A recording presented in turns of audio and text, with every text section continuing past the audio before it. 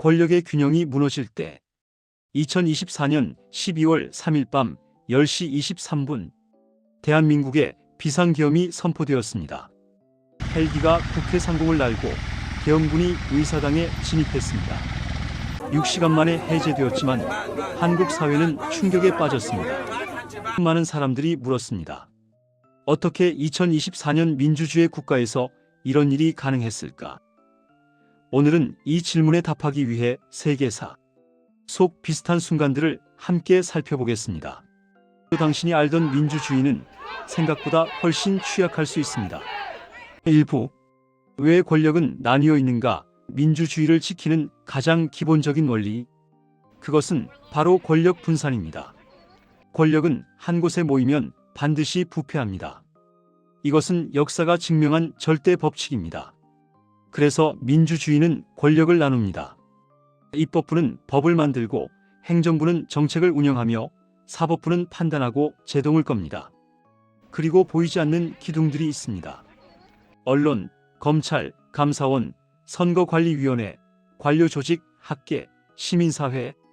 이들은 국민이 직접 선출하지 않지만 민주주의의 균형을 지키는 파수꾼입니다. 민주주의는 투표만으로 유지되지 않습니다.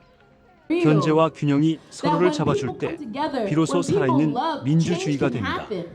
그렇다면 질문이 생깁니다. 이 균형이 무너지면 어떻게 될까요? 2부 한국에서 일어난 2024년 대한민국에서 실제로 일어난 일입니다. 이것은 특정 정당이나 인물의 문제가 아닙니다. 민주주의 시스템 자체가 가진 취약점입니다. 2024년 8월 일부 국회의원들이 계엄 가능성을 경고했습니다. 정부는 괴담이라고 일축했습니다.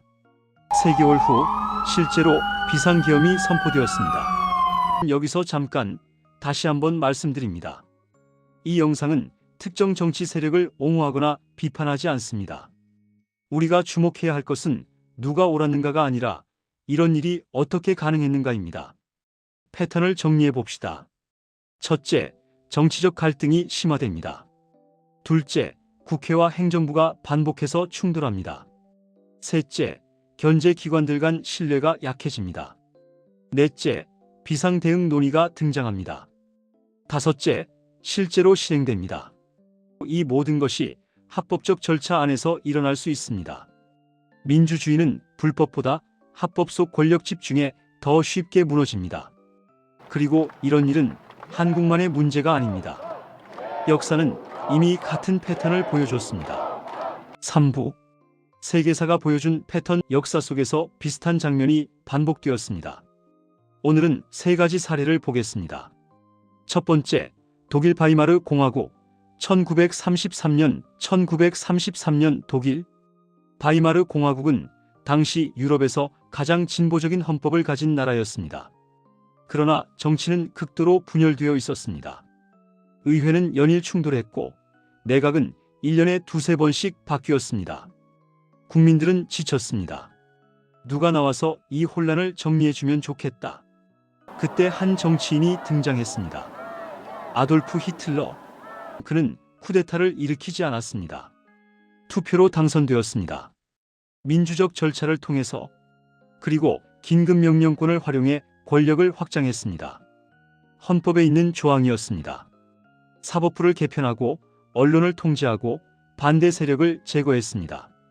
모두 합법의 이름으로. 그리고 12년 후 600만 명이 학살당했습니다. 민주주의는 투표로 시작되었고 합법으로 끝났습니다. 두 번째, 베네수엘라 1999년부터 현재까지 1999년 베네수엘라 우고 차베스가 대통령에 당선되었습니다. 그는 가난한 사람들의 영웅이었습니다. 복지를 확대하고 부자들에게 세금을 물렸습니다. 국민들은 열광했습니다. 그는 헌법을 개정했습니다. 투표로 사법부를 재편했습니다. 합법적으로 언론사를 폐쇄했습니다.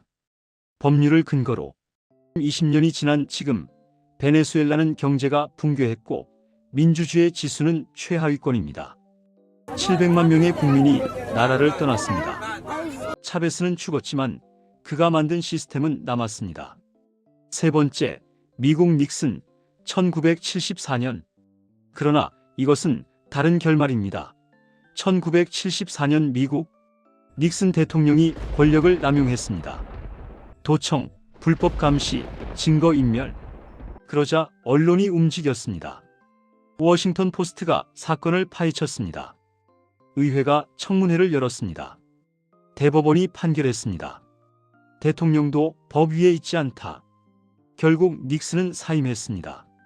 견제가 작동했습니다. 권력이 분산되어 있었기 때문입니다. 언론이 독립적이었고, 의회가 독립적이었고, 사법부가 독립적이었습니다. 균형이 유지되면 민주주의는 스스로 회복할 수 있습니다.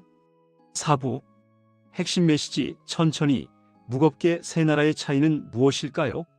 독일과 베네수엘라는 견제가 무너졌습니다. 미국은 견제가 작동했습니다. 차이는 단 하나. 견제 장치가 살아있었는가? 그렇다면 한국은 어디쯤 와 있을까요? 이것은 제가 답할 수 없는 질문입니다. 여러분이 판단해야 합니다. 또 다시 한번 강조합니다. 이 영상은 특정 정치 세력을 옹호하거나 비판하지 않습니다.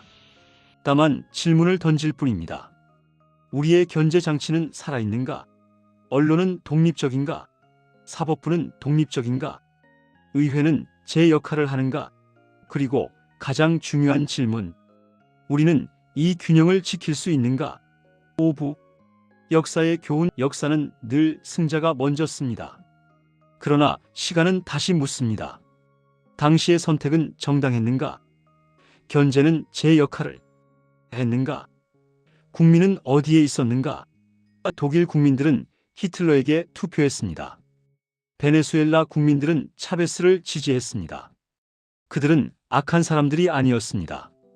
다만 지쳐 있었고 혼란스러웠고 누군가 정리해 주길 원했습니다. 그리고 그 결과는 수십 년이 지난 후에야 평가되었습니다. 승자의 기록은 영원하지 않습니다. 시간이 지나면 역사가 다시 평가합니다.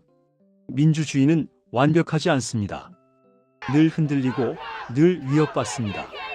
그러나 민주주의가 가진 가장 큰 힘은 스스로 회복할 수 있다는 것입니다. 단 국민이 깨어 있을 때만. 잠시 멈춤. 여러분은 어떻게 생각하십니까? 대한민국의 견제 장치는 지금 작동하고 있습니까? 우리는 어느 지점에서 균형을 되찾아야 할까요? 댓글로 의견을 남겨주세요. 오늘 이 영상 아래 남긴 여러분의 한 문장이 나중에 역사의 기록이 될 수도 있습니다. 영상이 의미 있었다면 좋아요와 구독 부탁드립니다. 다음 영상에서 뵙겠습니다.